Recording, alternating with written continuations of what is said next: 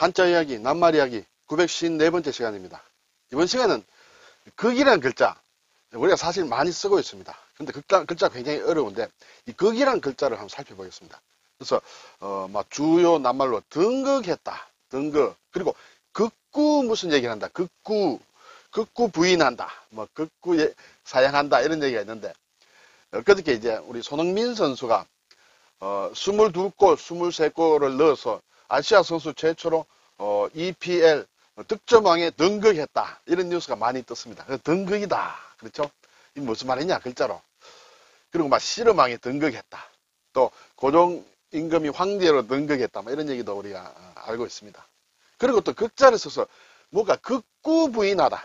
극구부인하다. 또는 극구사절하다. 이런 극구라는 낱말도 가끔 씁니다. 이러한 한자 말이 어떻게 되어 있는지 한번 살펴보겠습니다. 예, 등극을 보면 올라간다는 뜻이에요. 오를 등, 그렇죠. 학교 간다, 등교한다 할 때, 그렇죠. 예, 오를 등이다. 그리고 극은 다 한다, 지극하다, 극진하다는 뜻이에요. 그러면 다 할 끝이란 얘기예요. 다 했으면 끝이죠. 끝에 오른다는 얘기예요. 가장 높은 자리에 오른다. 그것이 등극이다. 이렇게 되겠죠.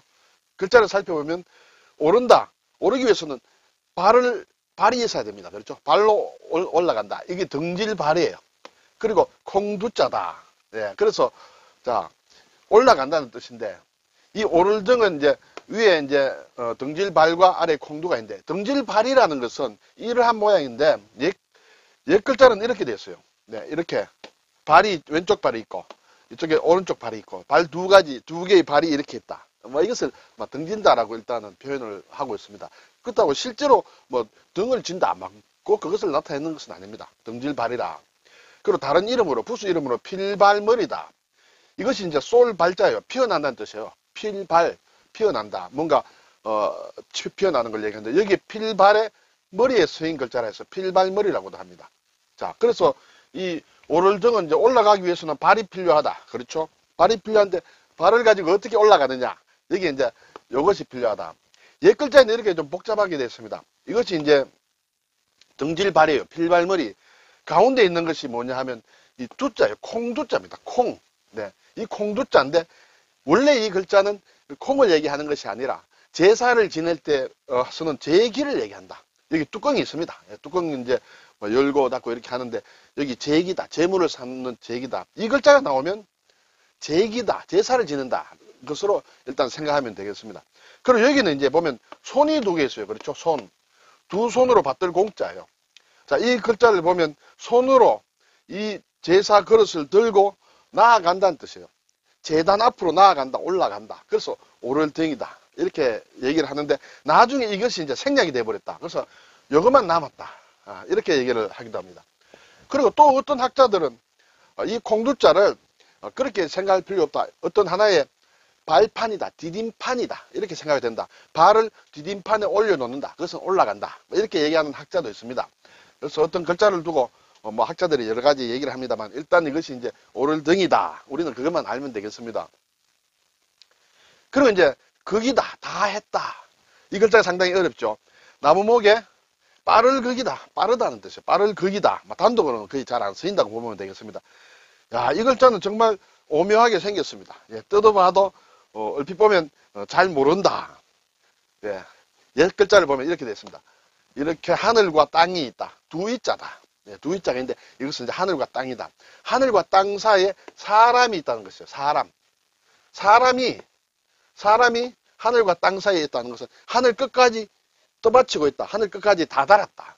그래서 끝이다. 이렇게 얘기하는 사람이 있습니다. 네, 그래서 그리고 이제 이것이 나중에 글자가 좀 바뀝니다. 이것이 갑골문인데, 여기에 이렇게 하늘과 땅이 있고 여기에 사람이 있다. 그랬죠? 여기에 이제 입구가 있다. 그리고 칠복자가 있다. 네, 친다. 칠복이다. 이것을 어떻게 해석하느냐? 어떻게 보면 재미있습니다. 네, 사람이 하늘과 땅을 바치고 있는 사람이 명령을 하고, 그리고 이렇게 뭔가 친다는 것은 다스린다. 그래서 아주 다스리는 자리에 있는 지극히 높은 사람이다. 그리고 여기 이제 나무목이 붙습니다. 그렇죠? 나무목이 붙으면 기둥이다. 그런 사람을 그런 상태를 극이라고 한다. 네, 이렇게 얘기를 하기도 합니다.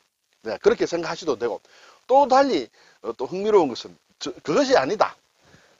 우리가 역사적으로 보면 영조 임금이 사도세자를 뒤주 속에 넣어서 이렇게 굶겨 죽였습니다. 그렇죠? 이게 저는 그렇게 해석하는 사람의 설명을 따르는데, 나무가 있다. 나무 사이에 사람을 밀어 넣는다. 예, 아래 위. 아주 나무가 이렇게 넓은 것이 아니라 어떤 칸 안에 사람을 넣고 때린다는 것이에요. 여기 칠복자. 네, 칠복자는 때린다. 사람을 밀폐된 공간에 집어넣고 회초리를 친다. 그리고 그러면 이 사람이 어떤 얘기를 하겠죠. 살려달라고 얘기를 한다든지, 또는 신에게 살려달라고 한다든지, 뭐 여러 가지 뭐 비명을 지를 수도 있겠죠. 그러한 방법이다. 옛날에 사형 방법이다. 사람을 죽이는 방법의 하나다. 이러한 글자가 있어요. 죽을 사면을 넣고 이 빠를 글자를 하면 죽일 극이란 글자가 있는데, 이것이 원래 글자다. 자, 앞에서 제가 설명을 한 거하고 이거하고 내용이 완전히 다릅니다. 근데 제가 두 번째 설명드린 것도 세계적인 학자가 얘기한 것이에요. 그리고 저는 그것에 흥미를 가지고 있다. 꼭 사도세자가 뒤주 속에서 죽은 것처럼 그것이 극이라는 것이에요. 그렇게 죽는다는 것은 인간에게 있어서 아주 극한 상황이다. 이러한 상황은 극한 상황이다. 최고까지 간 상황이다. 그래서 극이다. 이렇게 해석을 하는 사람도 있습니다. 그냥 하는 해석이 아니라 상당한 저명한 학자가 하는 얘기다. 그래서 둘 중에 어느 것이 맞는지, 둘 다 틀릴지, 다른 이론이 있을지 모르겠습니다만 일단 그 정도 말씀을 드리겠습니다. 취사 선택은 여러분이 하셔도 되리라 생각이 듭니다. 자, 그래서 이제 등극이다. 네. 극한 데까지, 가장 높은 데까지 오르는 것이 등극이다. 사전을 보니 임금의 자리에 오른다. 네. 그것을 등극이라 한다. 예문을 보니 쇄국 정책은 1864년 12월 철종의 뒤를 이은 고종의 등극과 아울러 대원군이 집권하게 되면서부터 최고조에 달했다. 임금이 용상에 오르는 것, 즉위하는 것을 일반적으로 등극이라 한다. 이제 여기서 어떤 비유적인 표현이 나오겠죠. 그래서 어떤 분야에서 가장 높은 자리나 지위에 오르는 것을 등극이라 한다. 국제대회 정상 등극이다. 손흥민 선수가 최다 득점을 한 선수로 등극했다. 뭐 이제 이런 그렇게 이제 표현을 하기도 합니다. 자, 이제 극구라는 말도 이 극자를 쓴다. 지극하다. 또 다하다는 뜻이에요. 온갖 말을 다해서 우리 극구 사용한다. 절대 안 합니다. 사용하는 거. 또 극구 칭찬한다. 극구 변명한다. 극구 부인한다. 온갖 말을 다하여. 입이란 것은 말이 되겠죠. 이것은 다 하다는 뜻이에요. 입을 다 한다는 뜻이에요. 할 수 있는 표현을 다 한다. 그것이 극구다. 예, 그래서 온갖 말을 다해서 하는 것을 극구라고 한다. 자, 극이라는 글자가 들어간 낱말 상당히 많습니다. 그냥 한번 읽고 넘어가겠습니다. 남극이다, 북극이다. 그렇죠? 지극하다. 네, 극에 이르렀다. 끝까지 이르렀다. 지극하다. 극락이다. 만극하다. 네, 없다는 뜻이에요. 만극하옵나이다. 은혜가 끝이 없다는 뜻이에요. 예, 임금님께 주로 얘기하죠. 만극하옵나이다. 극성을 부리다. 극성, 예, 성하성자. 가장 최고로 성한 것이다. 그렇게 하는 것을 극성이란다. 우리가 말하는 태극이다. 그렇죠? 궁극이다. 궁도 다 한다는 뜻이에요. 적극적이다. 소극적이다. 할 때도 극이다. 극단이다. 예, 이 단도 끝을 얘기합니다. 네, 아주 지극한 것과 극단 선택, 뭐 이런 것도 얘기합니다만, 극심하다. 네, 아주 심하다. 극심하다. 네, 이러한 상당히 이 외에도 많이 있습니다. 이 극이라고 할 때는 어떤 의미로 그걸 이제 새길 것인가 하는 것은 제가 앞에서 두 가지 일종의 자원이랄까 말씀을 드렸는데 한번 되새겨 봄직합니다.